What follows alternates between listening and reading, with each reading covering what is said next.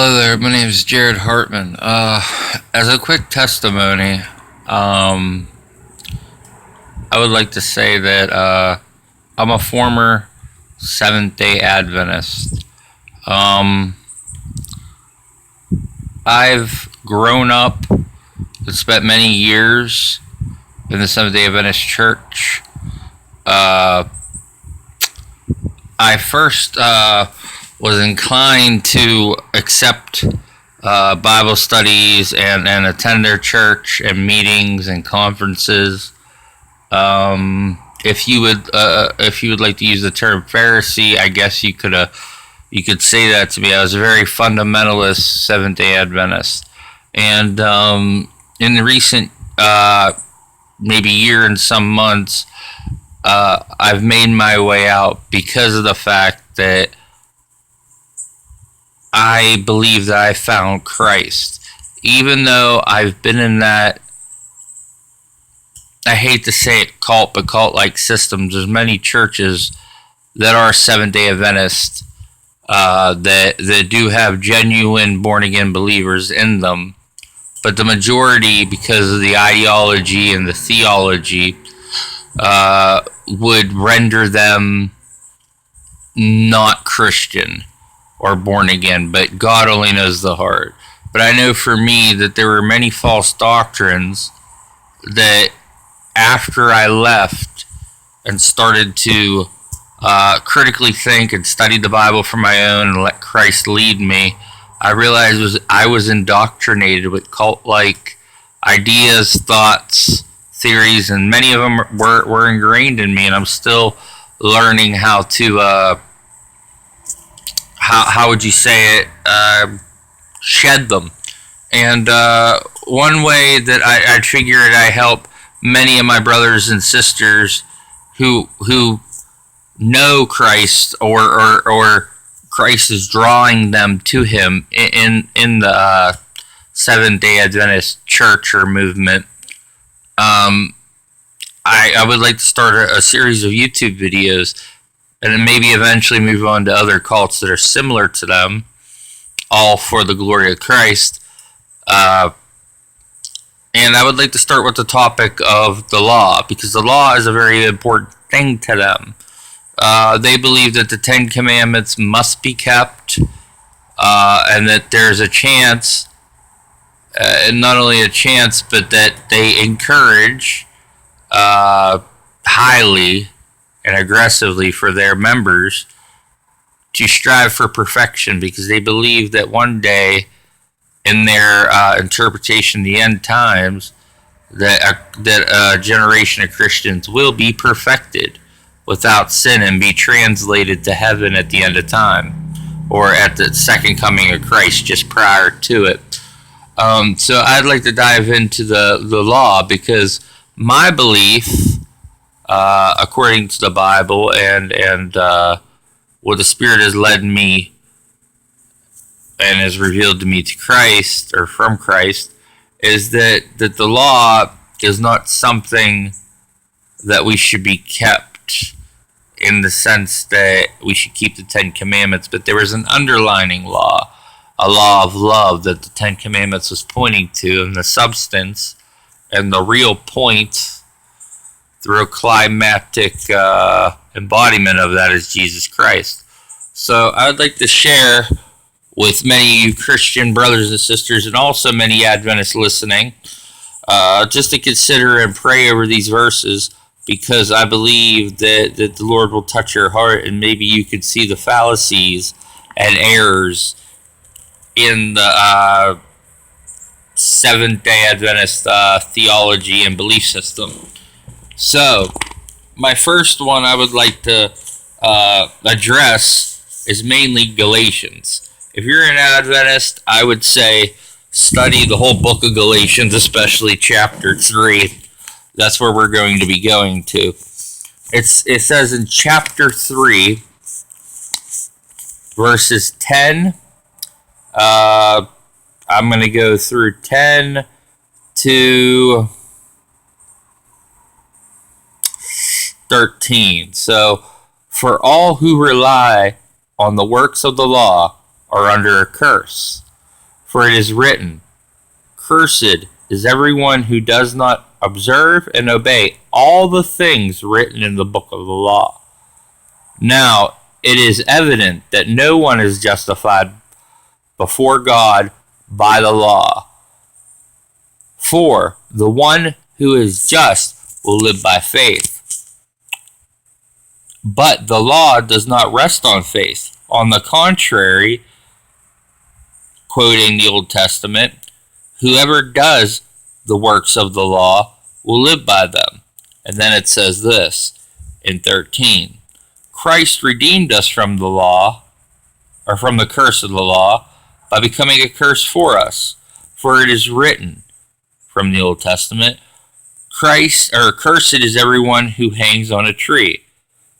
In order that in Christ Jesus the blessing of Abraham might come to the Gentiles, so that they might receive the promise of the Spirit through faith. Now the point here is, it says, all who rely on the works of the law are under a curse, because the curse from the Old Testament says, Cursed is everyone who does not observe and obey all things written in the book of the law. Now, my question to Seventh-day Adventists is, can you really perfectly observe and obey all things written in the book of the law? I mean, you could strive to, and what's the point of that? Like, you're never going to reach perfection. And not only this, but it shows here that if you're relying on the works of the law, you, just by trying to keep the works of the law, by putting yourself under them, you are at the same time, whether you know it or not, are putting yourself under that curse which Christ paid for you to have freedom from. And I hope that helps you, because Seventh-day Adventist teachers will not tell you that. Pastors and professors, they will not tell you that. Even staunch SDA believers will not believe or they'll avoid that. But it's true. It's straight from the scriptures. I'm just going to go over maybe one or two more with you.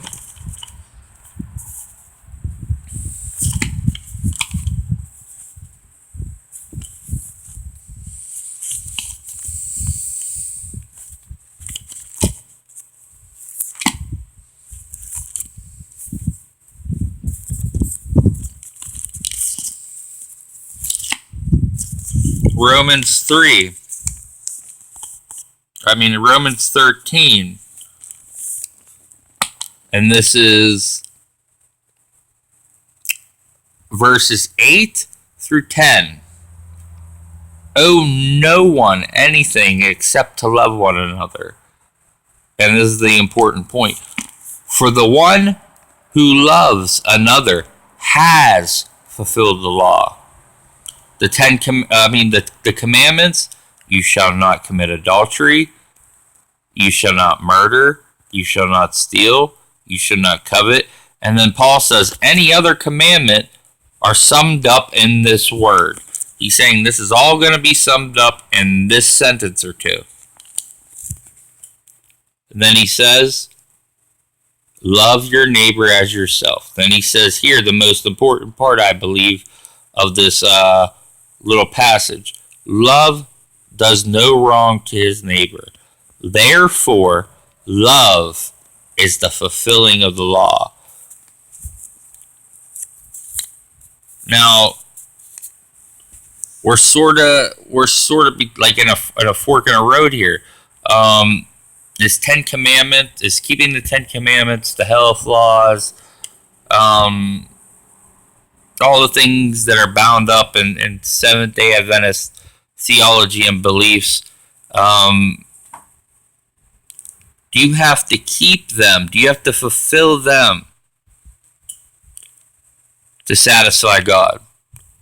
Or is the Bible right when it says that love is the fulfillment of the law? That love for God supremely, and love for man as yourself, are those the things that satisfy and God approves of? And also, I would like to just suggest one more if I can quickly find it. I believe it's in Hebrews, but I could be wrong.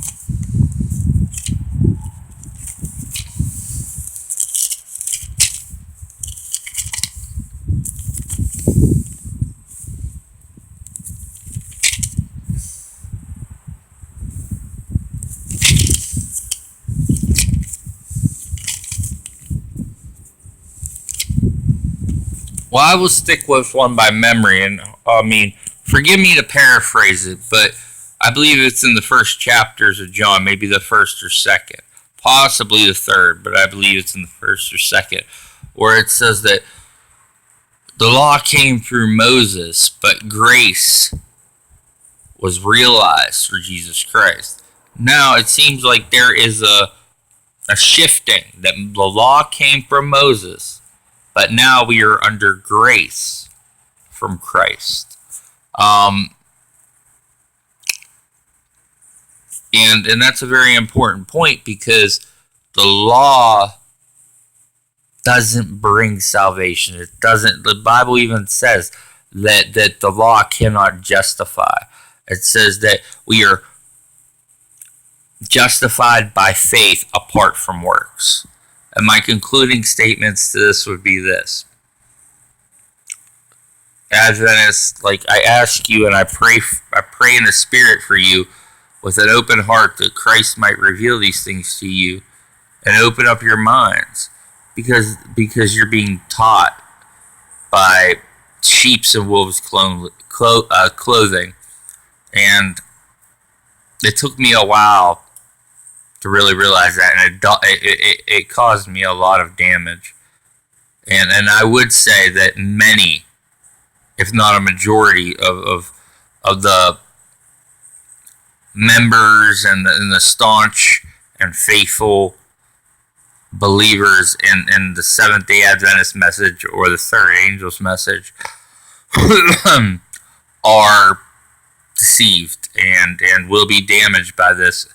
And Christ is calling them home and calling them to himself, so that he may heal them and show him a true revelation of himself and of salvation and of God in him.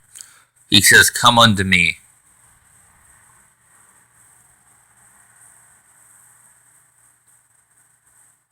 And I think we should I think we should accept that invitation. I will be doing more videos on Seventh-day Adventists and eventually on other cults such as the Jehovah's Witnesses, maybe possibly the Mormons, Christian Scientists, and the like. So stay tuned, and if you have any comments, I'm welcome to them. Any messages or concerns, I'll talk to you in depth. So please, feel free to contact me, and until next time, God bless.